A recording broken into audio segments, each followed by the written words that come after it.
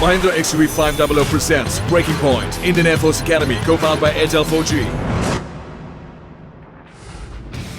Aircraft में बैठने से लेकर एक एक बात नोटिस की जाती है, खासकर टाइमिंग। जरा सी भी देर आगे जाकर ट्रेनीज को बहुत भारी पड़ सकती है। एयरक्राफ्ट में जाने से पहले हमें एक फॉर्म साइन करना होता है, जिसका मतलब है कि हम ये पर्टिकुलर एयरक्राफ्ट लेंगे और अब इसकी पूरी जिम्मेदारी हमारी होगी।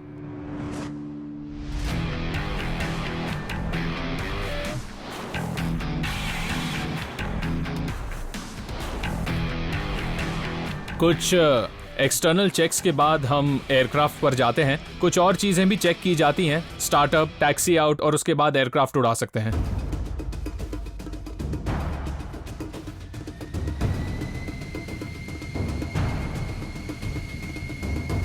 अमोक की परफॉर्मेंस ऑब्जर्व करने के लिए इंस्ट्रक्टर कॉकपिट में उसके राइट साइड में बैठा है।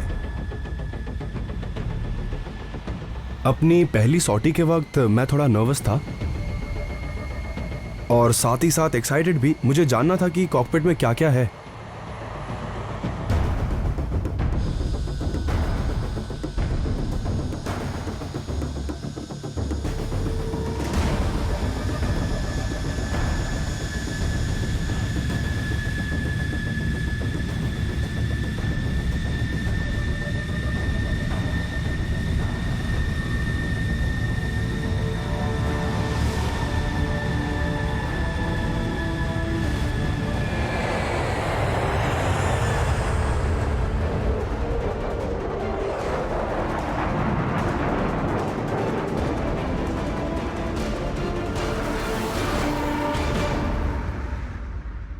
मैंने हर छोटी बड़ी बात का ध्यान रखा और एक्टिविटी साइकिल को भी प्रॉपर्ली फॉलो किया, और मुझे सबसे ज्यादा हेल्प मिली कॉकपिट में साथ बैठे हमारे इंस्ट्रक्टर से।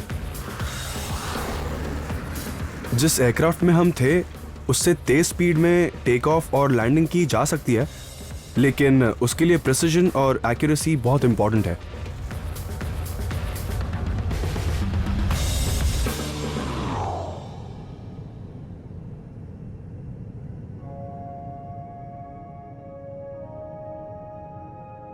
इससे ज्यादा खूबसूरत नजारा मैंने अपनी पूरी लाइफ में नहीं देखा। मैं जो देख रहा हूं उसे मैं शब्दों में बयां नहीं कर सकता। It's amazing.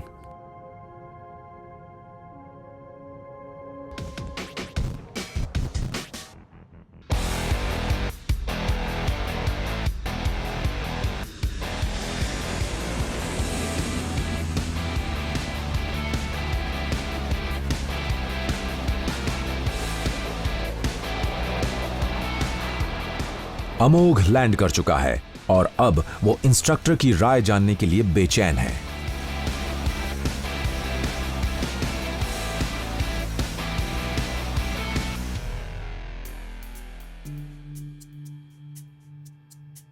जब कोई ट्रेनी पायलट शुरुआत में 1 घंटे की फ्लाइट उड़ाकर लौटता है तो वो बहुत थका हुआ होता है। ऐसा लगता है जैसे मानो 2 घंटे का वर्कआउट करके आया हो। बहुत नींद आती है और चक्कर आते हैं, मगर आपको मेंटली और फिजिकली रिलैक्स्ड रहना पड़ता है।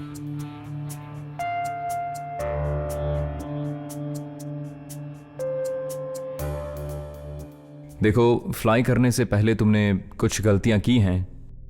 तुम बहुत स्लो थे, तो तुम्हें थोड़ा स्पीड अप करना होगा।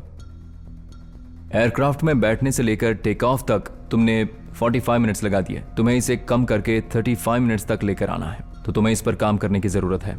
अलाइनमेंट अच्छा था, पर उसे छोड़कर अमोक को अभी और कई जगह इंप्रूव करना है। सिर्फ पहली डुअल सॉर्टी होने की वजह से उसे कोई रियायत नहीं मिलेगी। सुबह की कड़ी मेहनत के बाद अब वक्त आ गया है कैडेट्स की पेट पूजा का।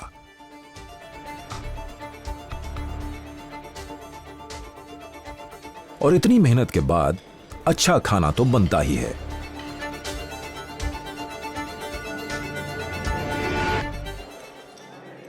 आज मेस में बिरयानी बनी है, वेज भी है और नॉन वेज भी। जिस कैडेट को जो पसंद हो वो खा सकता है। जैसे मंगलवार है तो आप कहीं भी जाइए डिफेंस में, मैक्सिमम मतलब ऑलमोस्ट 99% आपको छोले भटूरे ही मिलते हैं। इतने सारे कैडेट्स के लिए अच्छा खाना बनाना कोई बच्चों का खेल नहीं। इसके लिए लंबी चौड़ी प्लानिंग और बहुत सारे लोग लगते हैं।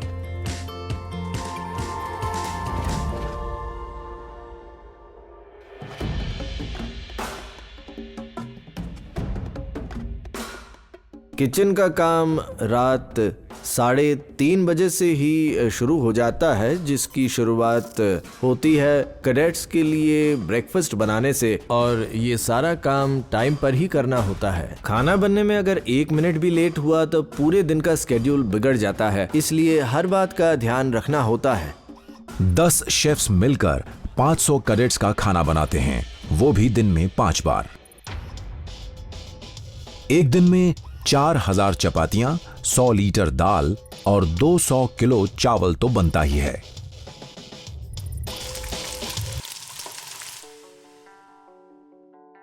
यहाँ पर जो मेन्यू होता है उसके हेल्दी होने का पूरा ख्याल रखा जाता है। खाने में कितनी कैलोरीज हैं, कितना प्रोटीन है, एक एक चीज काउंट की जाती है। सब कुछ बहुत अच्छे से मैनेज किया जाता है। हमारी एक सुपरवाइजिंग टीम भी है जो सिर्फ कैडेट्स के नरिशमेंट का ध्यान नहीं रखती बल्कि प्रॉपर हाइजीन भी मेंटेन करती है। हर डिश को कैडेट्स तक पहुंचने से पहले टेस्ट किया जाता है।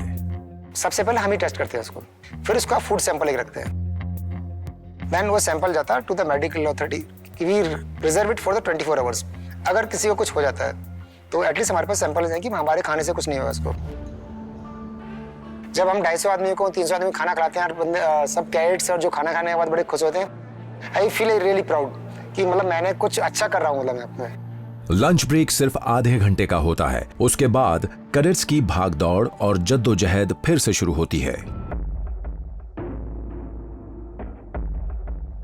एयरफोर्स एकेडमी में कैडेट्स ज्यादातर दोपहर मुश्किल आउटडोर ट्रेनिंग में बिताते हैं, पर आज बुधवार है।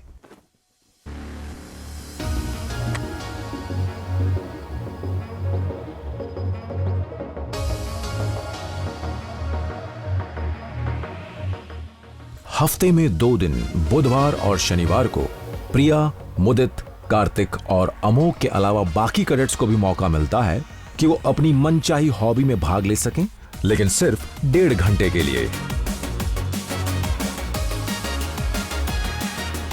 जहाँ तक कैडेट्स का सवाल है, तो जब हम उनका इनिशियल फॉर्म देखते हैं तो उनकी हॉबीज़ में अधिकतर किताबें पढ़ना, टीवी देखना या म्यूज़िक सुनना होता है। पर हम चाहते हैं कि उनका एक एक पल कंस्ट्रक्टिव चीज़ों में ही लगे, इसीलिए हम उन्हें तरह तरह की एक्टिविटीज़ में पार्टिसिपेट करने का मौका देते हैं, और इसे ही हमने हॉबी क्लब एक्टिविटी का नाम दिया है। तो फिलहाल हमारे पास है गोल्फ, आर्चरी और शूटिंग भी है। क्या पता यहाँ से एक और राज्यवर्धन सिंह राठौर निकल सके।